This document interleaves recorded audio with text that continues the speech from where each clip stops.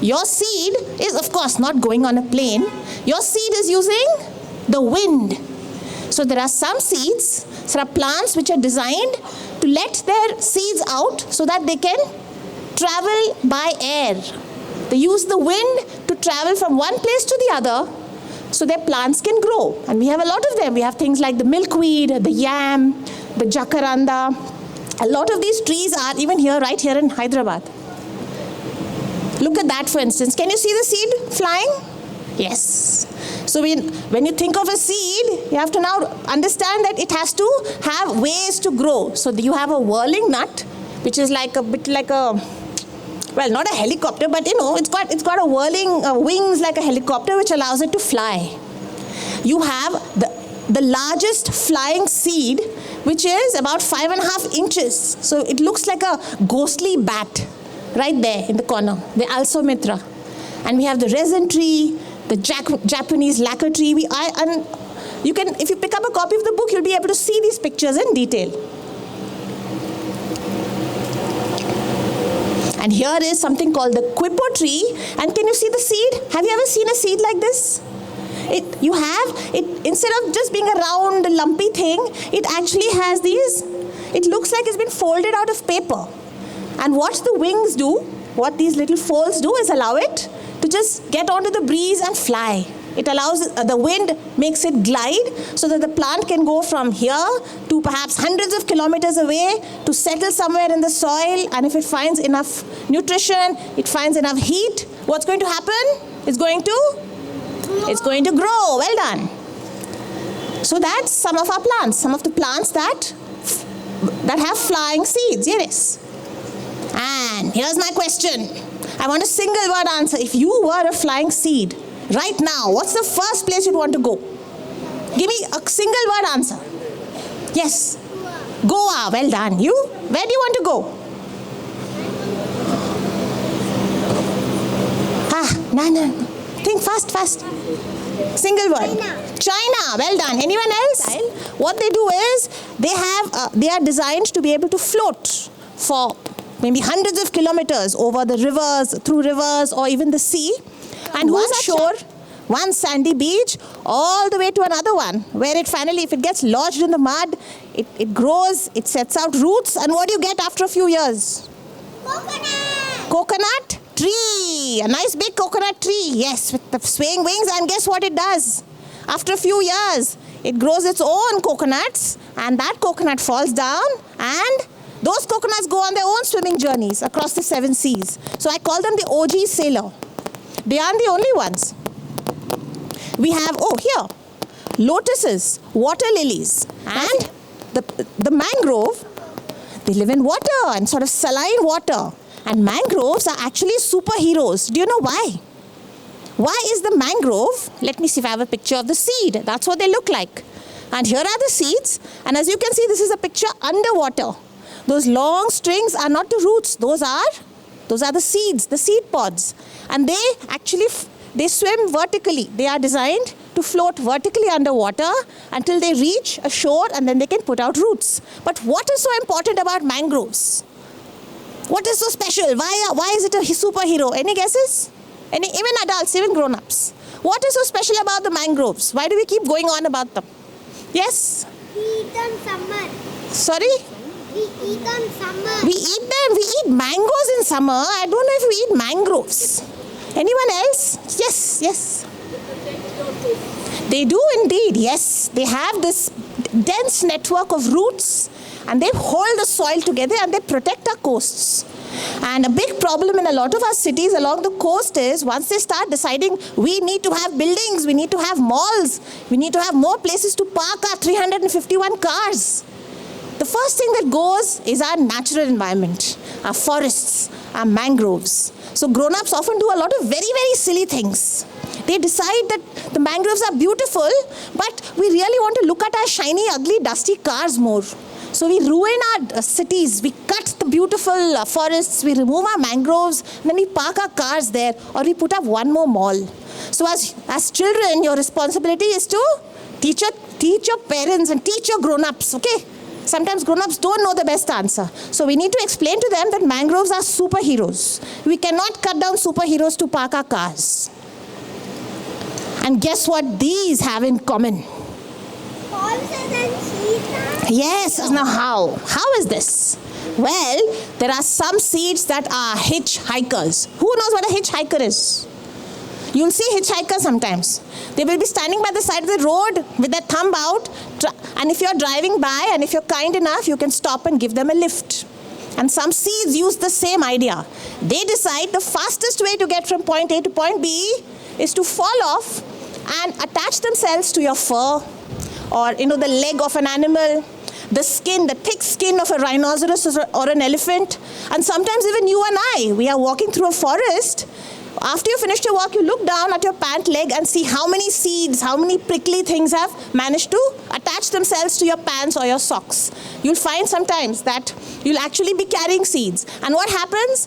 You walk a distance, you, the elephant, the rhinoceros, you walk a distance, and at some point, you shake off those seeds. And what you've just done is given a seed a lift, and that seed is going to now get into the soil, find the right conditions to grow, and pretty soon a new plant arises. So the next time you find seeds or burrs or sticky little plant parts on your socks, think twice. Maybe you're giving a life-saving lift to a seed. It's not just a nuisance on your clothes.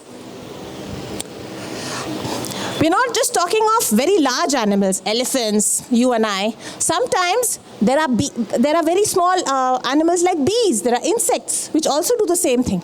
Yes? Dogs too. Cats too. Pretty much anything that is crawling through nature. You're coming into contact with plants, with grass, with small shrubs. Tiny bees. Now this bee, I've drawn a big picture. It's actually very, very, very small. And the seeds, the eucalyptus seeds, are even smaller. So the eucalyptus seed is so small and it's very sticky. So when this innocent bee sits on the plant, the seeds, a lot like pollen, the seeds also stick to the bee's legs. And the next time the bee gets off the plant and flies away, the seeds go along. So imagine, nature is full of hitchhikers, swimmers, runners, sprinters. Let's find some more. The largest seed in the world. Now, do you think this is going to be a hitchhiking seed? The double coconut. Yes. Take a guess, do you think this is going to be a hitchhiking seed? Because, yes, let me tell you another clue. This seed can be almost 25 kilos. Do you think you can carry a 25 kilo seed on your pant leg and not notice? No, it's heavy. It's very heavy. So this is a seed that is not going to go anywhere. It's not going to swim. It's not going to fly. It's not going to hitchhike. This is a seed that's going to just drop off the tree, and once it gets the right conditions, it's going to grow right where it falls. Almost, they are the reason that certain species of plants grow. The Vita keeps certain species of orchids alive almost single-handedly, because it eats, it poops, and somehow the orchid just grows the best when the Vita has been visiting and eating. Some species of orchids depend almost entirely on Vitas. Same also with fig trees and hornbill. There are fish that do the same. This fish is called the pacu. P-A-C-U, pacu. And the pacu is connected to this species of palm for the same reason. This species of palm and the pacu itself are found in South America. Yes? I know where Vita is found. Where is the Vita found? Vita is found in New Zealand. In New Zealand? Yes, it's found even in India, in the Western Ghats. We also have these giant Vita. Now, I think I've talked a lot. Let me take a break, and I'm going to ask you this. So this is called a word search, and I have some tree names here, and I want you to pay attention. Now, I want you to find the tree names in the grid. Wait. I'll tell you how we'll do this. See, we're fast. So much faster, kids are. Ashoka. Who can spot Ashoka? Who can spot tamarind? I'll just skip some. I'm sure some are very easy. Who spotted the U? Y-E-U. Well done. Coconut. Who saw the coconut? Yes? You can see? Quickly? Yes, tell him. Very good. And what about the pine? Who saw pine? And who saw guava? Yes, and one last one. Let's do. What about the teak? Who spotted teak? Yes, no? Ah, great. Yes. So we did some tree spotting. Well done. Now, it's time for the evil geniuses. Did you think they were just innocently running or flying or getting pooped? No. Some seeds are evil geniuses. There's a picture. That's ants actually hard at work, carrying food for their kids. And they take them back into the underground channels and then they store them with all the other seeds. Yes, that's another animal I'm going to tell you about, another insect. And what do you know? These seeds turn out to be absolutely useless for their babies. But because they're underground, these seeds are now being taken underground, hidden away. It's moist, it's warm. These seeds get a chance to put out roots and grow. So do you agree? Are they evil geniuses? Yes. They tricked an ant. They tricked whole colonies of ants into carrying them from one place to the other so they can grow. And here's another seed. Here's another plant. And it tricks it's called the cake plant. And it does the same thing. It releases a smell. He's actually standing upside down. It's like a yoga pose. Have you seen people standing upside down? With the hands down? A handstand. Yes. Now the dung beetle works by doing endless handstands. He's standing on his hands and then he's kicking this big ball of dung. Dung being, of course, animal poop. And why is the dung beetle picking up animal poop? Any guesses? Well, not to help the plants. They want to help their babies. They carry these balls of the dung and they roll them backwards like this to their nests so that the nutrition in the dung, that ball of dung, is going to help their babies. When their eggs hatch, the babies are going to find nutrition in these balls that they have rolled back. So the cape plant is actually a seed which looks and smells like dung. And what does it do again? They trick the innocent, poor fellow, this dung beetle, who is hard at work collecting food for his baby. They trick the dung beetle into rolling them like this backward into their nests. And much like with the ants, these seeds also grow in the ground because they are not edible. They are of no use to the dung beetle's babies. So this is another way that this plant gets to grow, through absolute evil and trickery. Now, here's a question. Now, if you are I know none of you are. I think we are all good seeds. I know. But if you were an evil genius, what are the pranks you could play? Give me some quick ideas. Yes. Quick, short answers. I'll trick the flies that I'm a plant to suck nectar. Oh, okay. Anyone else? If you were an evil genius in the plant world, yes, what would you do? Let me come. Oops. What would you do? What prank would you play? I would trick the animal to carry me. Well done. That's a very good trick. Anyone else? Any other geniuses? Evil geniuses. Yes. You'll have to come a bit here so I can give you the mic. I would trick people at the bridge. You would trick people? I'll be like a bridge. Like a bridge. All right. Yes. Any other evil pranks you can think of? Come. Or if you can be very loud and tell us. I would use a vine trick to pull out bigger insects and bigger animals. They would come like, you could use a rope and then I could wrap them around them, bring them back to people. Excellent. Well done. Yes. Yeah, I would become a very yummy plant and make the animals eat me, and then I would grow. But then, that's a very nice thing you're doing for the plant world. If you wanted to help yourself by tricking a plant, is there something? Because what you're doing is wonderful. It's not at all evil. That has flying seeds. They fly away. Flying seeds. Okay. Yes. You'll have to be very loud. Just shout out your answer. I would trick people into thinking that I'm a good plant that is very nutritious, but I'm actually a poisonous plant. Oops. Okay. That's scary. Now I'm scared. Okay. Anyone else? Yes. I would leave out a smell so that flies will think there's food. So when they come and try to take food, I would trap them in. Very good. That's a very nice thing you're doing for the animals. Okay. One last one. Yes. I trick the plants to be a rocky plant, and they can come on me, and I can and I can poke them. You can poke them. Or since you wanted to go to Australia, you can sort of climb on them and they can carry you. That's another thing you could do. You can get to Australia very quickly. All right, that's a lot of evil genius. Amazing. Now, we talked of all kinds. There are some plants that are absolutely scary because they explode. They use rocketry and explosion and some real danger to get from one place to the other. Like dynamite, yes. I will tell you right away. Now, how do they do that? Well, they pretty much explode. Yeah, well, they bloom and then they burst.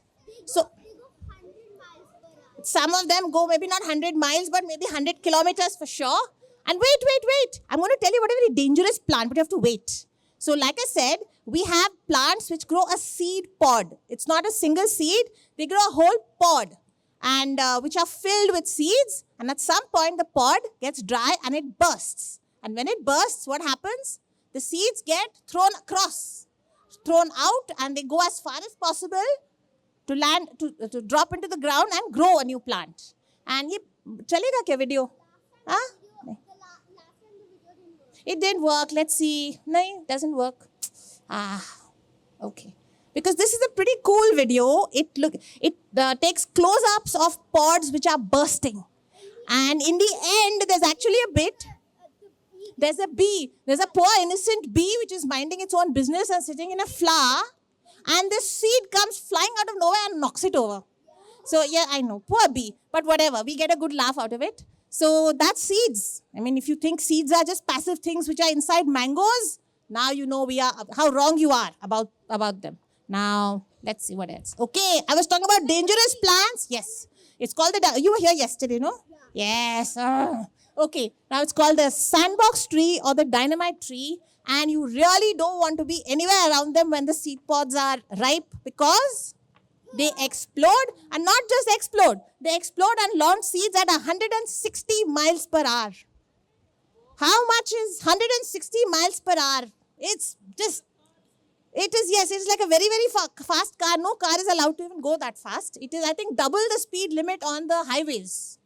That is how fast. Now, imagine a car that is not just fast, but double the fastest car is coming hurling through the air straight at your head. Not good. So, that's a dangerous tree, and this tree decided to go a little extra. It's the most extra tree because not only are its seed pods dangerous, can you see can you see the thorns on the trunk? The thorns are also poisonous. So this is a tree that is saying, leave me alone. And it is our job to listen. Sometimes when someone is saying, leave me alone so loudly, we should just obey. Now, what else do we have? Right? These are the way seeds travel. And and just for the single reason of growing. They want to grow, they want to thrive, they want to stay alive. And a lot of species do that, of course. But since we are only talking about plants, these are seeds which are on the go. Now, do we have some time? Okay. Now, could we distribute paper to... Okay. Now, what I'm going to do is, since I have a few of these words, I thought we can do two things. Who likes to draw? Okay. Paper and crayons or pencils? I think pencils are enough. Okay. Now, some of us like to draw and some of us like to write. So, you decide which you want to do. So, whoever wants to draw, I have a bunch of these words. Now, I want you to take one word and make a drawing out of it. I want you to just use your imagination. Yes, you can put your hands down. You will all get paper. You'll all get paper. And that's for people who want to draw. I want you to, okay, let's make it a little more challenging. I'll also draw along with you. We can take a word and we can use that and somehow create a funny animal. Let's do that. Any one of these words. But for people who just don't want to draw, who want to write, here's the challenge. I want you to choose any one or maybe two words. Up to you, I'll leave it to you. And give me a 4-line poem. A rhyming poem. I don't understand poems that do not rhyme. I like poems that rhyme. So I want you to give me a 4-line poem which rhymes, and I want you to use at least one word from this list. And everybody else, we are going to draw. So if you have paper and pencil, you start off. And someone is extra enthused, like the sandbox tree, you can write and draw. You can. Whoever wants to do both, most welcome. Yes, go ahead, draw. Yes. I've got a seed traveling actually. What is this? That's a seed. Okay. Found it. Yes. Yeah. You can just show it. You should, since you've got it here. See, I just got this. Perfect. Yes. Wonderful. Thank you so much. Who wants this? I want. Oh my God. Me. It's a flying seed. Yes. You can keep it or you can let it fly so that it goes and grows. You can do both.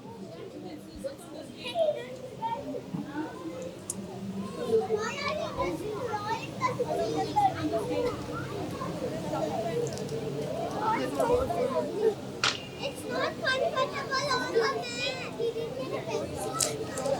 It's not comfortable.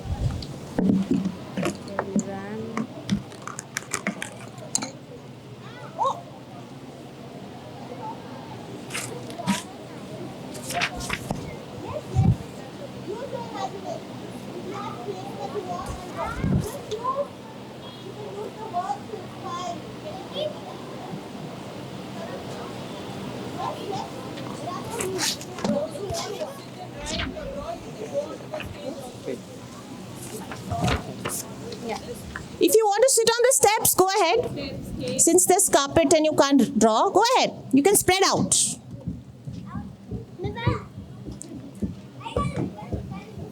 Do you want to use the steps? If the carpet is a problem, you can come here. It's fine. No erasers. Okay, that's today. There are no erasers. So therefore, everything you draw is correct. Just draw over the lines, no erasing.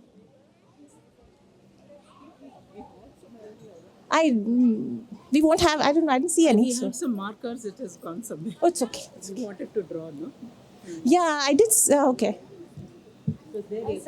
I can there in always. the bag. I can always use a crayon and. Will it go off? No, with the paper. It won't go off that. Sure, I mean, sure.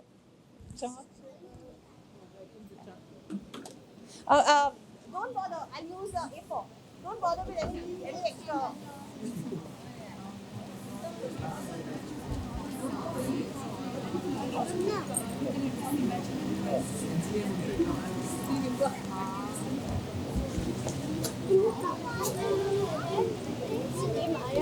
Isha. Any poets who finished? Yes. Almost done. Thank you. Does it have a cover? Here, cover it. It'll dry up. Okay. Thank you.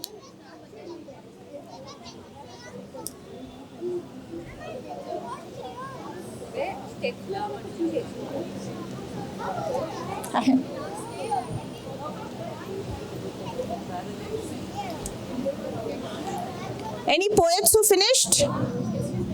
You're done? Come. Then you can. So you can recite your poem. But it's rhyming, huh?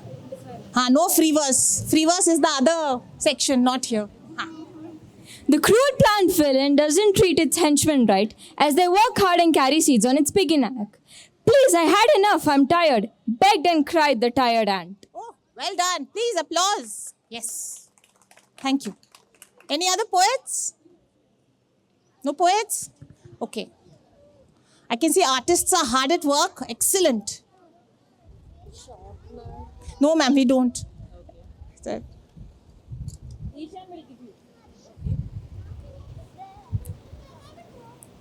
To draw? Crayons? I'm done. Okay. Excuse me, can I take the pencil? Thank you. I spread far and wide, I fly, I grow and I slide, maybe through a dynamic shower, but later I bloom into a vibrant flower. Well, that was wonderful. Thank you. Well done.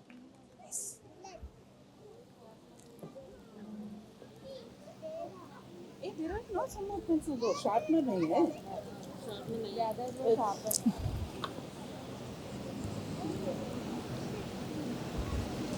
You know, they are sharing. They're sharing. But they can draw with a crayon also. You can take a crayon and draw with the crayon. You don't have a pencil, draw. You can draw with a crayon or a pen. Give them a pen to draw. Does anyone need a pen? Sure.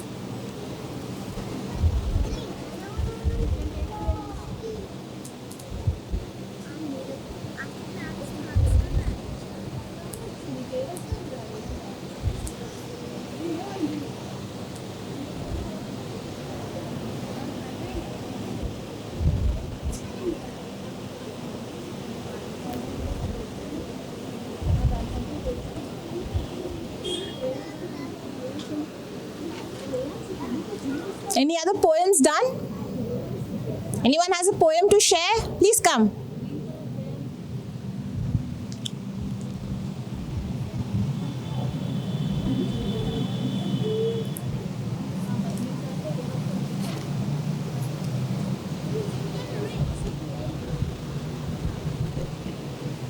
To make this world great. Wow, beautiful. What's your name? Last year. Lasya. Wonderful. Very nice, yes? Yeah. You got a lovely thought. Oh, go ahead. Face the audience so they can see you. I go far and wide, but I'm always to your side. I swim or fly and always go by. Oh, lovely. Very nice. Lovely. You like capture the essence of the book.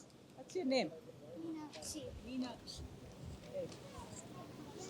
We have, You can find out. Or sure. 1 o'clock is lunch. Okay.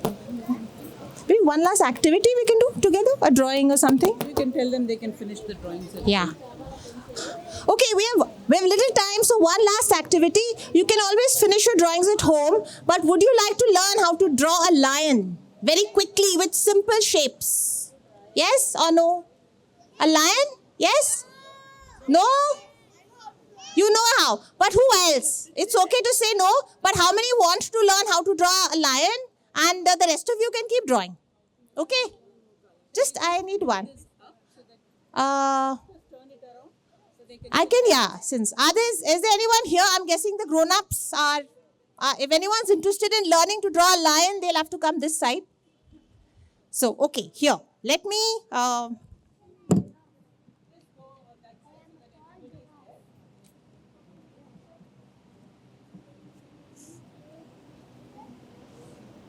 అదిగో ఇక్కడ చూపిస్తున్నారు చూడు line ఈజీగా ఎలా draw చేయాలని Riddhi. Riddhi. Very nice, Riddhi. we can turn this around so that... Have they all finished? Take it home. I think they're still doing. You done? Very good. Wow, that's, That's so lovely. beautiful. Very nice. Yes, so you can turn it around so the grown-ups can see our line.